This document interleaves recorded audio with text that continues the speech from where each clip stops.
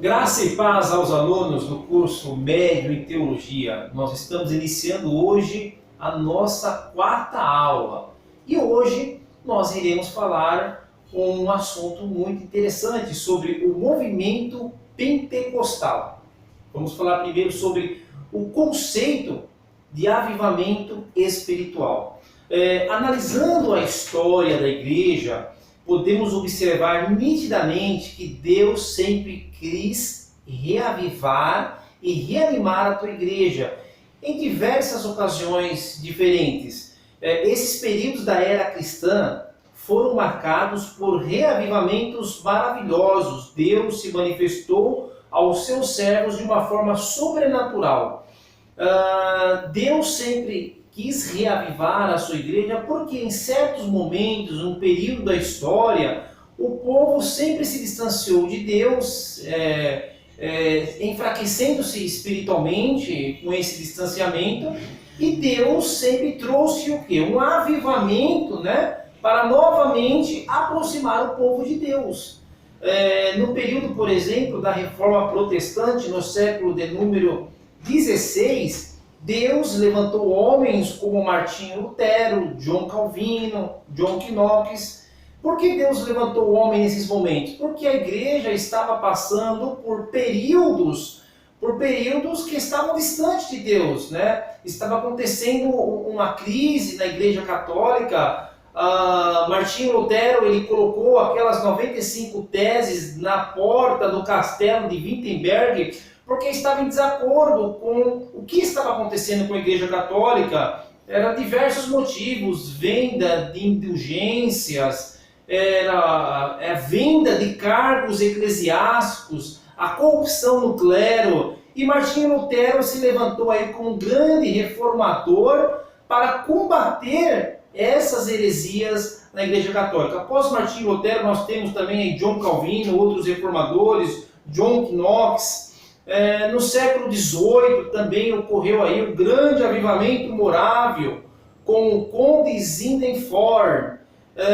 O avivamento morável foram os primeiros protestantes em colocar à prática a ideia que a evangelização não era simplesmente para alguns, para talvez os pastores ou alguns líderes, mas os morávios colocaram que a evangelização era um dever de todo o cristão. E muitos foram mortos, muitos foram perseguidos pela Igreja Católica. Em 1722, um grupo de refugiados em Morávia, hoje a atual República Tcheca, fizeram uma vigília de 24 horas por dia, isso durante o ano inteiro. Durante os 365 dias, eles cultuavam constantemente ao Senhor. Nós temos uma história muito bonita de dois jovens morávios que moravam nessa região. Eles descobriram que na Índia havia uma ilha onde havia 3.000 escravos que não conheciam ao Senhor, estavam sendo escravizados. Esses dois jovens de aproximadamente 20 anos de idade, eles se ofereceram para os donos dessas terras a ir para esta ilha para trabalhar de graça, a troco do quê? De pregar a palavra de Deus. Olha que amor, olha que dedicação nesses jovens, o carinho, o zelo com a palavra de Deus. Se ofereceram para ser escravos e se despediram dos seus amigos, dos seus parentes. Talvez nunca mais viram os seus parentes, os seus amigos, para fazer a obra de Deus. E quando eles estavam ainda no navio, o navio estava se distanciando, despedindo dos seus parentes, eles falam uma frase, que o cordeiro que foi imolado receba a recompensa do seu sacrifício. Isso é a história, um pouquinho aí da história dos irmãos Morável. Nós temos aqui também o grande avivamento que aconteceu na Inglaterra com John Wesley. Quem não ouviu também falar desse grande reformador John Wesley? Ele trouxe um grande avivamento na Inglaterra. Ele apoiou a reforma educacional, apoiou a reforma nas prisões. Ele foi aí a favor da abolição da escravatura. O avivamento de John Wesley trouxe mudanças políticas, econômicas, sociais e morais. Uma frase de John Wesley que eu gosto muito, né, que ficou muito conhecida, John Wesley, numa oração ao Senhor, ele disse: Senhor, dai-me 100 homens que não temam nada, a não ser o pecado, que não amem ninguém senão a Ti, e com esses homens abalaremos o mundo. Essa é uma das famosas frases do nosso reformador John Wesley.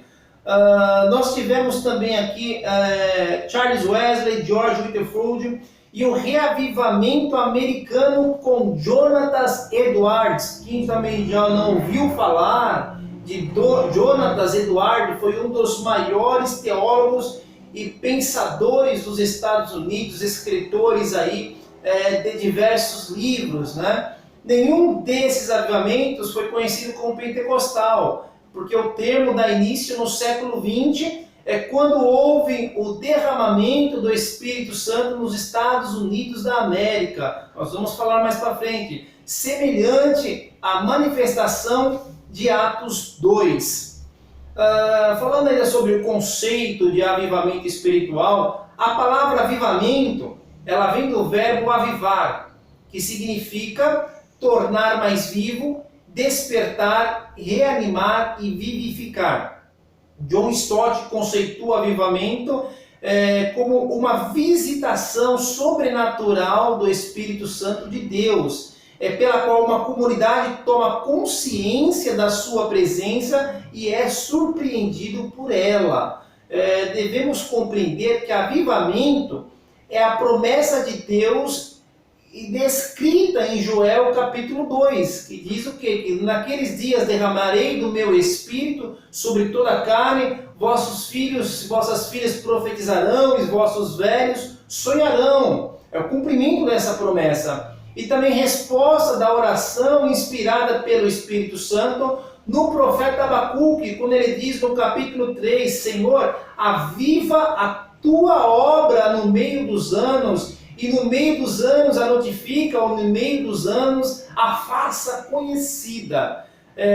Avivamento é, acima de tudo, a manifestação de Deus no meio do seu povo, através do Espírito Santo de Deus, com a finalidade de renovar, reavivar, despertar a igreja sonolenta e acomodada. Repito, avivamento, o objetivo principal do avivamento é despertar uma igreja sonolenta e acomodada. Quando a igreja do Senhor está sonolenta, quando a igreja do Senhor está acomodada, Deus envia o avivamento para que a sua igreja seja vivificada pelo Espírito Santo de Deus. O movimento pentecostal, ele é fruto do avivamento genuíno que ocorreu na América do Norte no início do século passado e que se espalhou aí por todo o mundo, inclusive no Brasil. Origens do pentecostalismo. O movimento pentecostal, ele surgiu no ambiente religioso, altamente dinâmico e volátil dos Estados Unidos no século XIX. O cenário religioso das colônias inglesas da América do Norte havia sido relevantemente estado até meados do século XVIII. Todavia, com o passar do tempo, com as influências do pietismo alemão, o pietismo é um movimento vindo do luteranismo. Valorizava o quê? As experiências individuais do cristão, a conversão, a santificação, a experiência religiosa. Também tivemos aqui também o movimento puritanismo, né? O puritanismo é um movimento que também surgiu aí na Inglaterra com uma confissão calvinista. Os radicais protestantes que tinham um rigoroso respeito aí pelos costumes antigos daquela época. Nós temos aqui também o movimento metodista que se somaram, de John Wesley, né? Que se somaram para produzir essas mudanças. Apesar da possibilidade de influências como o puritanismo, o pietismo, a maioria dos autores considera a origem básica do pentecostalismo se encontra no metodismo wesleyano, especificamente a doutrina característica de John Wesley, a inteira santificação ou a perfeição cristã. Isso é uma das doutrinas mais conhecidas de John Wesley, que John Wesley afirmava que não existe perfeição na terra, que todos nós estamos sujeitos ao pecado. Não existe uma perfeição que implique a falta de obediência dos princípios bíblicos. John Wesley pregava essa doutrina da inteira santificação, que a Igreja de Deus, a Igreja de Cristo, ela tem a necessidade de crescer em graça e avançar no conhecimento do amor de Deus. Que o cristão precisa progressivamente estar sempre buscando, né, essa santificação, essa comunhão, esse crescimento com o Senhor. Nós temos aqui também, continuando sobre a origem do pentecostalismo, um descobrimento significativo que ocorreu posteriores à Guerra Civil, em 1861 a 1865, o discurso e a simbologia do Pentecostes neotestamentário começaram a dominar cada vez mais o movimento de santidade e suas igrejas. A santidade cristã começou a ser mais entendida como batismo no Espírito Santo, considerando uma segunda bênção distinta da salvação. Então eles entendiam que a santificação seria um simples batismo no Espírito Santo, né? Ao mesmo tempo, deu-se uma ênfase crescente ao Pentecoste como arquetipo de avivamentos, a importância de resgatar a validade e o poder do cristianismo primitivo. Outros destaques foram as profecias, as curas, os milagres que estavam acontecendo naquele período. Com o passar do tempo, muitos líderes religiosos começaram a adotar a doutrina Holiness. Holiness surgiu no século XIX, um movimento de santidade, né? Era um movimento de santidade que as igrejas estavam dizendo que a natureza carnal do homem ela é santificada pelo poder do Espírito Santo de Deus. Então, como sendo uma terceira experiência na vida cristã, distinta da quarta e plena santificação.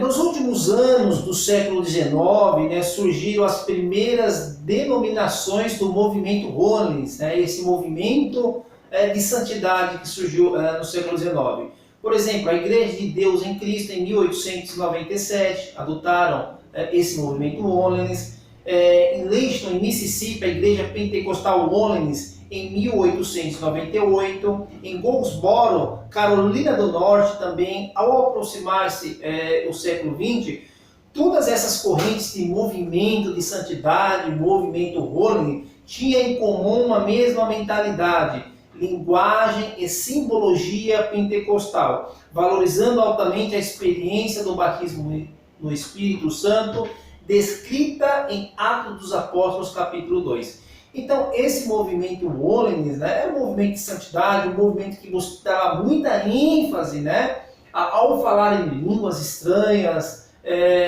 ao movimento, semelhantemente ao movimento pentecostal que nós temos hoje aqui no Brasil. Primórdios do movimento pentecostal. No ano de 1900, um pregador metodista, influenciado por esse movimento de santidade, por esse movimento Holiness, chamado Charles Fox Parham, em 1873 a 1929, criou um instituto bíblico na cidade de Topeka, estado de Kansas, na região central dos Estados Unidos. Há cerca de 10 anos ele vinha ensinando que a glossolalia, o falar em línguas estranhas ou línguas estrangeiras, devia acompanhar o quê? O batismo no Espírito Santo nos movimentos Holiness, né? Então ele ensinava que as línguas desconhecidas, estrangeiras, elas devem acompanhar o batismo do Espírito Santo. Se a pessoa fala em língua, ela tem que ser batizada. É praticamente o que pregavam, né, naquela época. Por algum momento, chegou-se a acreditar que eles receberiam esse conhecimento sobrenatural para falar em línguas estranhas ou línguas terrenas. Eles acreditavam que eles iriam evangelizar todo mundo antes da volta de Cristo. Eles acreditavam que Deus ia dar esse dom, né, para todo mundo, todos os seus cristãos, todos os crentes. Deus ia dar o dom de falar uma língua estrangeira para que eles pudessem ir para outras nações, pregar o evangelho na língua daquele povo. Eles acreditavam nisso também.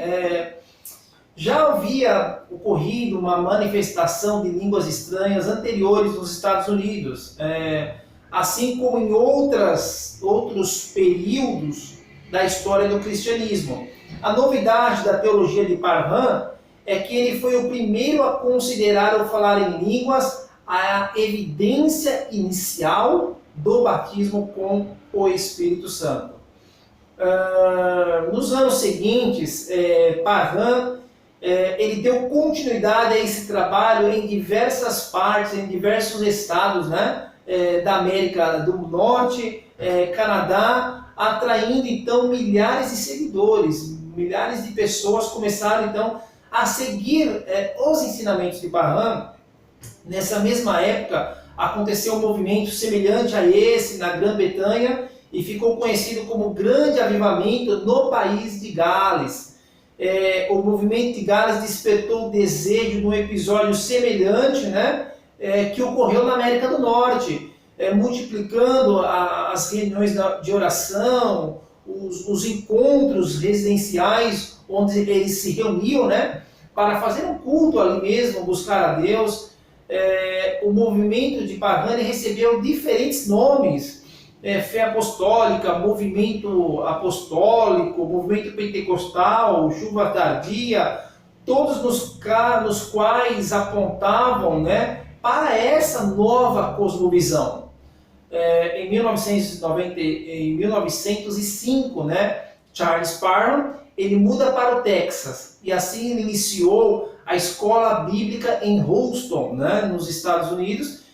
E um dos estudantes atraídos pela doutrina de Parham, ele era um ex-garçom negro e pregador Oneness, pregador desse movimento de santidade. Ele se chamava William Joseph Seymour, e o nascimento dele é em 1870 a 1922. Era um período de discriminação racial nos Estados Unidos. Então vejam só, período de discriminação racial nos Estados Unidos, né? E Deus levanta esse jovem negro, né, o Seymour, para pregar a palavra de Deus com autoridade e trazer muitas conversões naquela nação e outras também. Nós vamos até comentar sobre isso daqui a pouco. Olha, Seymour, esse jovem, ele assistia às aulas no corredor ao lado da sala. Era um momento de segregação racial nos Estados Unidos, né? Eles não gostavam de negros, né? Estava tendo aquela briga com os negros, eram desprezados, rejeitados. E Seymour, quando ele estava nos estudos estudando, ele não podia sentar na sala de aula junto com os outros alunos brancos. E ele sentava no corredor, assistia às aulas de lá. Mas é um jovem que não se desanimou por isso não, ele continuou firmemente nos seus estudos, né? E nós vemos que algumas semanas mais tarde ele recebeu um convite para visitar um pequeno grupo batista em Los Angeles. Esse grupo de americanos era pastoreado por uma mulher, Julia Hopkins, havia sido expulso, né, de sua igreja, até mesmo por pregar essas doutrinas de santidade, esse movimento Oneness. Seymour, ele tinha 35 anos de idade. Ele era filho de escravo, tinha pouca instrução, pouca cultura, limitado nos dotes de oratória, não sabia falar muito bem, era cego de um olho, né? E ele escolheu o texto de Atos dos Apóstolos, capítulo 2, versículo 4, falando sobre a descida do Espírito Santo. Em seu primeiro sermão em Los Angeles, embora ele nunca tivesse falado em línguas estranhas, mas ele escolheu esse texto e pregou em cima desse texto. E nós vemos que ver o que aconteceu, que parte desse grupo que estava ouvindo a palavra, sendo hospedado nessa casa, na rua Bonnie Brae, onde o avivamento começou em 9 de abril de 1906. Com o passar do dia, essas pessoas elas começaram a falar em línguas. Olha só que maravilhoso, né? Depois da pregação de Seymour, em Atos dos Apóstolos, capítulo 2, começaram a falar em língua, primeiro os negros, depois os brancos, e finalmente o próprio Seymour, ele teve a tão sonhada experiência e começou a falar em línguas estranhas. Isso já era 12 de abril de 1906. Nesse mesmo dia, a varanda, né, da casa que eles estavam hospedados, que eles estavam ali ouvindo a palavra de Deus, ela despencou de tanta gente que estava ali naquela varanda ouvindo a palavra, recebendo aquela visitação do Espírito Santo de Deus. Com isso, alguns alugaram, né, aquelas pessoas que estavam ali, aquela igreja que se formou, né, em Los Angeles, eles alugaram um edifício na Rua Azusa, onde nós, tradicionalmente conhecido, onde o avivamento, né, norte-americano começou, né, na Rua Azusa, em Los Angeles. E esse prédio abrigava uma igreja antiga, uma igreja metodista negra, e posteriormente era usado como cortiço. E eles alugaram esse prédio, começaram a fazer as reuniões, e as reuniões começaram a vir tantas pessoas, tanta gente começaram a serem batizadas com o Espírito Santo de Deus, não somente batizadas com o Espírito Santo de Deus, mas também receberam dons de cura, dons de profecia, dons de interpretação de línguas. O que isso aconteceu? Atraiu até mesmo a atenção da imprensa. A imprensa começou a fazer a cobertura dessas reuniões. E o principal, talvez não de uma forma positiva, talvez até mesmo para ridicularizar, que o principal jornal da cidade mandou um repórter ao local para fazer as gravações da reportagem, e ele escreveu ridicularizando os fenômenos presenciados ali. E ele colocou no seu artigo intitulado, né, intitulado como A Estranha Babel de Línguas. Olha só que maldade da parte desses jornalistas, né? Fala assim, olha, surgiu aí uma nova estranha, uma nova torre, uma nova Babel, uma estranha, uma nova um movimento aí semelhante ao Babel lá atrás, onde as pessoas começaram a falar em línguas desconhecidas, né? Começou a ridicularizar, né, o meio cristão. Tradicionalmente, é reconhecido o movimento pentecostal como avivamento que aconteceu em 1906 em Los Angeles, na Rua Azusa. Então, o avivamento ele já vem de anos anteriores a 1906, o movimento pentecostal, possamos dizer assim. Só que tradicionalmente ele ficou conhecido, onde teve aquela explosão do avivamento, em 1906 na Rua Azusa, em Los Angeles, nos Estados Unidos. E foi caracterizado aqui pelo batismo com o Espírito Santo, pelos dons do Espírito Santo, línguas estranhas, profecias, interpretação de línguas, né? Acompanhada aí dos dons do Espírito de Deus. O avivamento da Rua Azusa ele cresceu rapidamente, tomou uma proporção muito grande, alcançando pessoas de todas as partes do mundo. E diversas pessoas de diversas partes do mundo foram até Los Angeles, foram até a Rua Azusa, conhecer esse movimento pentecostal, esse movimento que a igreja, que a imprensa divulgava, que estava nas mídias, nas capas dos jornais, nas capas das revistas. Então isso chamou a atenção do mundo, onde eles foram até mesmo, não, eu quero presenciar de perto. E muitos presenciaram de perto e levaram esse movimento pentecostal para as outras nações, para os outros países. E depois disso, vários grupos semelhantes a esse foram formados nos Estados Unidos, diversos estados, da América do Norte, com um rápido desenvolvimento, cresceu, tomou proporção e começaram a surgir aí placas de igreja, nomes de igreja, porque esses grupos começaram a se multiplicar na América do Norte e posteriormente depois em todos os outros países. Quando o movimento pentecostal veio para o Brasil, no Brasil o pentecostalismo começou em 1910 e 1911 com os missionários que tinham sido avivados na América do Norte.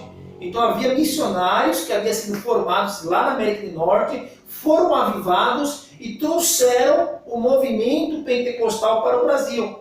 O primeiro deles foi o presbiteriano Louis Francisco, que dedicou o seu trabalho entre as colinas italianas do sul e sudeste do Brasil e resultou no nascimento da congregação cristã no Brasil. Aí temos aí uma igreja tradicional, a congregação que ela veio através do presbiteriano Louis.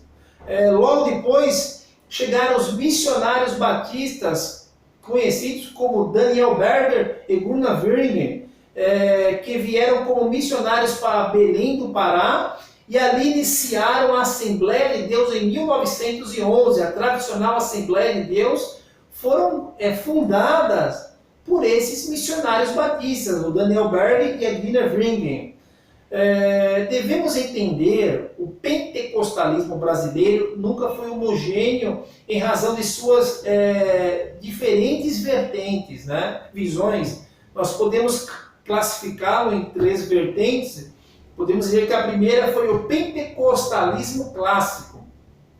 A primeira vertente do pentecostalismo reproduziu no Brasil uma tipologia norte-americana, e ela é chamada de pentecostalismo clássico, que abrange o período aí de 1910 a 1950. Esse é o período de fundação do domínio pentecostal dessas duas cristãs, a Congregação Cristã do Brasil e a Assembleia de Deus, que difundiram aí em todo o território nacional. Então, quando nós falamos de pentecostalismo clássico, as igrejas antigas, clássicas, tradicionais, como citado, a Congregação Cristã, a Assembleia de Deus, ambas se caracterizavam pelo anticatolicismo, davam ênfase na crença no batismo do Espírito Santo, principalmente a primeira respeitava os valores, defendia a vida moral, a vida regrada com os princípios da palavra de Deus.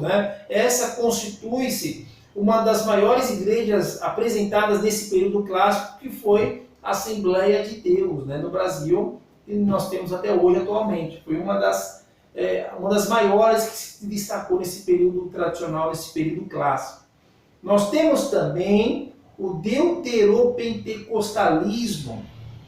A segunda vertente é a chamada de deuteropentecostalismo, vindo através da Igreja do Evangelho Quadrangular, em 1951, com o missionário Harold Williams. Na capital paulista, ele criou a Cruzada Nacional de Evangelização e percorreu aí todos os estados brasileiros. Seu trabalho, qual era o trabalho centrado desse missionário Williams, fundador da Igreja do Evangelho Quadrangular? Era centrado na cura divina, evangelização em massas, principalmente pela rádio, contribuindo bastante para a expansão do pentecostalismo no Brasil. Paralelamente surgem as igrejas pentecostais autônomas. Surgiu nesse período a Igreja O Brasil para Cristo em 1955, surgiu a Igreja Deus é Amor em 1962, a Igreja Brasil para Cristo, dirigida pelo missionário fundador Manuel de Mello, e a Igreja Deus é Amor pelo missionário Davi Miranda. Nas décadas de 60, nas décadas de 70, houve um movimento de manifestações de avivamento carismáticos, ou seja, pentecostais, nas igrejas tradicionais, tendo como resultado o surgimento de grupos denominados renovados. A partir desse período houve uma proliferação das igrejas pentecostais, como por exemplo a Igreja Presbiteriana Renovada no Brasil, a Convenção Nacional Batista, a Igreja do Avivamento Bíblico, a Igreja Metodista Wesleyana e a congregação, ou melhor, a Igreja Cristã Maranata. Então, nesse período do deuteropentecostalismo, nós tivemos as famosas igrejas renovadas, ou seja, existia, por exemplo, a igreja batista tradicional, clássica. Então, depois surgiu a Igreja Batista Renovada. Da mesma forma, havia a Igreja Presbiteriana Independente, aquela Igreja Presbiteriana tradicional. Depois desse período, surgiu o quê? Ramificações. A Igreja Presbiteriana Renovada. Porque agora eles focavam no batismo com o Espírito Santo e nos dons do Espírito Santo. Então, basicamente, as igrejas renovadas, que se desmembraram das igrejas tradicionais, foram porque aceitaram a doutrina do batismo do Espírito Santo, aceitaram que os dons do Espírito Santo são para os nossos dias de hoje, onde existem ainda muitas igrejas tradicionais que creem que cessaram, são sensacionalistas, que os dons do Espírito Santo foram só para a igreja primitiva, não são para nós hoje. Mas por isso existem diversas correntes teológicas, né, que vão trazer diversos pensamentos aí acerca do assunto. Nós temos também uma outra vertente, que é o neopentecostalismo. É uma terceira vertente, uma terceira onda que nós temos no Brasil, que é o neopentecostal. O neopentecostalismo tem início, né, após os anos 70. As igrejas foram fundadas por brasileiros, influenciados por movimentos norte-americanos. Começaram suas denominações com características diferentes das vertentes anteriores. A igreja, por exemplo, a Igreja Universal do Reino de Deus, a Internacional da Graça de Deus, a Comunidade Sara Nossa Terra, a Igreja Renascer em Cristo, são, por exemplo, aí as igrejas principais que adotam a doutrina neopentecostalismo. As igrejas neopentecostais, elas utilizam intensamente a mídia eletrônica para pregar o seu movimento, funcionam como empresas e pregam a famosa teologia da prosperidade. Quem não ouviu falar da teologia da prosperidade? O neopentecostalismo constitui a vertente pentecostal hoje mais influente no Brasil. O pentecostalismo, ele voltando, estou fazendo um breve resumo, ele foi iniciado em 1906 em Los Angeles, ele já está completou já um século. E como resultado dessa consistência e dessa seriedade, tem se mantido todo esse tempo e continuará até a volta do Senhor Jesus. Os desvios e abusos que eventualmente têm surgido, têm acontecido, não podem descaracterizar aquilo que nasceu no coração de Deus, aquilo que nasceu no coração do nosso Pai Celestial, que é reavivar a sua obra até o final. Deus abençoe a todos. Lembrando aos nossos alunos que a próxima aula será a aula presencial. Deus abençoe a todos, façam os questionários que estão aí na plataforma. Ótimos estudos a todos.